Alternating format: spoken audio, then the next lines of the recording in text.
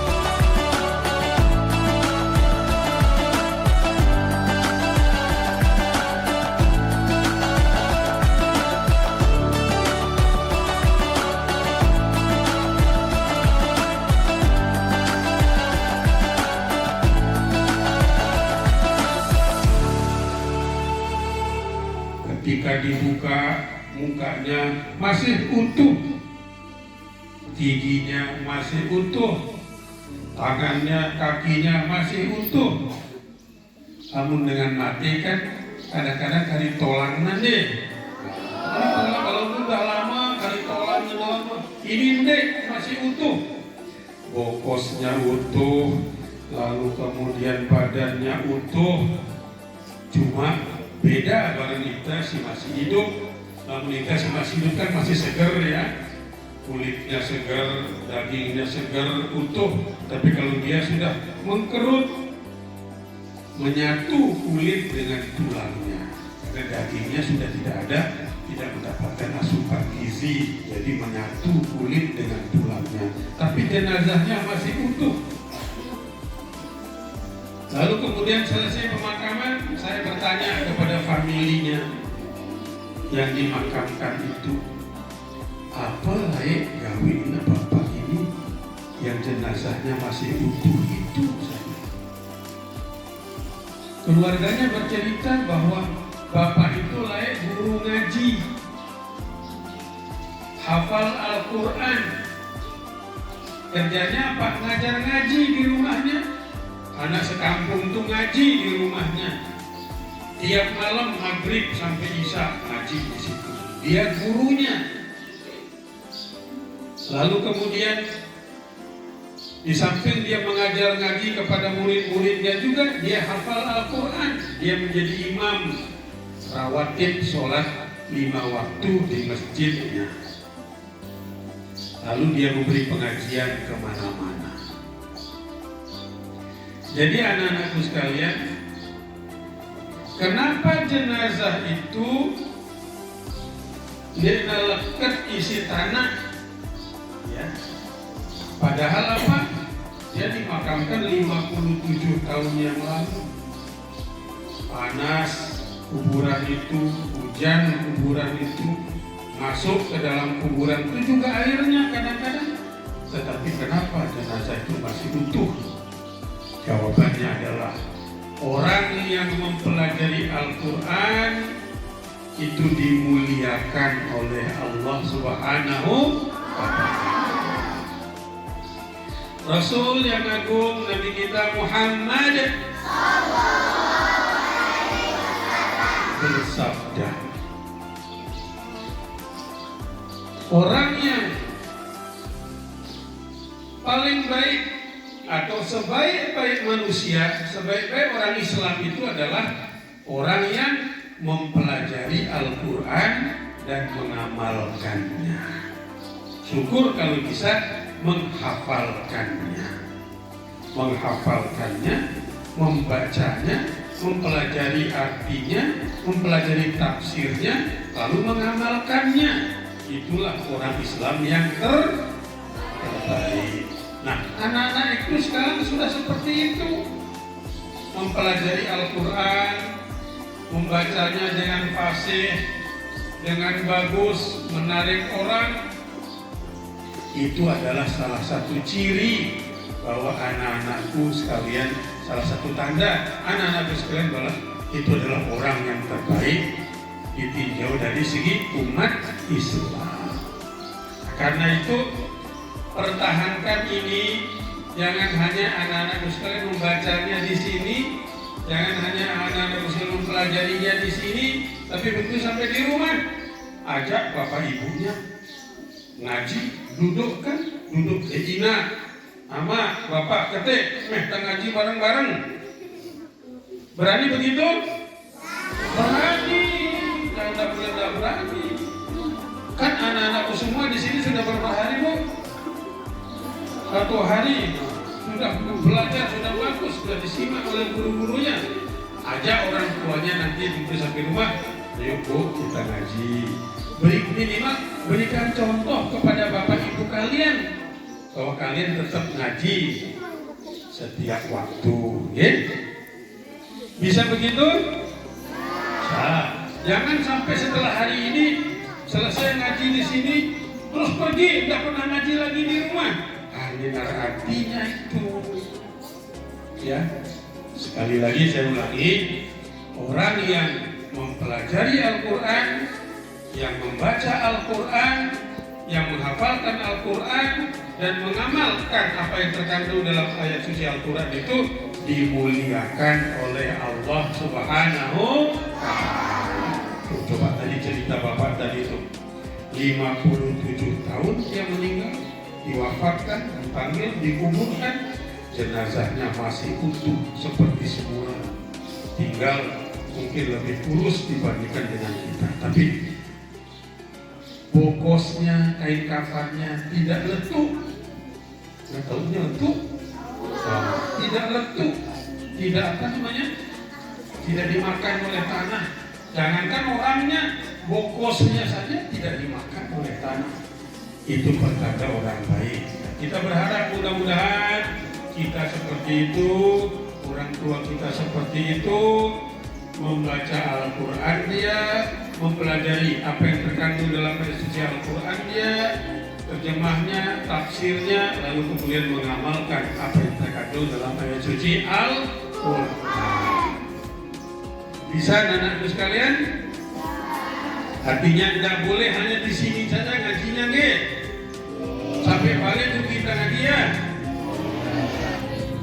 Nah, dengan demikian mudah-mudahan apa yang diberikan oleh Bapak Ibu guru kalian di sini ada hikmah berkahnya di bulan suci Ramadan ini bagi anak-anak sekalian, dan mari kita istiqomah membaca Al-Quran ini tetap di rumah kita sekembali kita dari tempat ini, insya Allah. Selamat anak-anak sekalian, dan mari kita kembali ke tempat masing-masing dengan bekal apa yang sudah diajarkan oleh Bapak Ibu guru kalian selama di sini.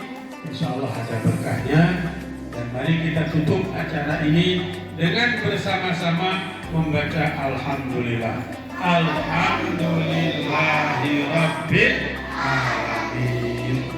Terima kasih Bu. Mohon maaf karena apa, fasilitas yang ada di sini baru tidak belum sempurna Bu ya. Karpetnya belum ada, lemarinya belum ada, mejanya belum ada, macam-macam belum. Karena kita mau masukkan anak-anak besok panti asuhan ini, jadi panti ini, rumah yatim ini, insya Allah setelah tahun ajaran baru kita masukkan di sini tingkat SMP. Semuanya ada 7 lokal, sebelah lagi kita akan bangun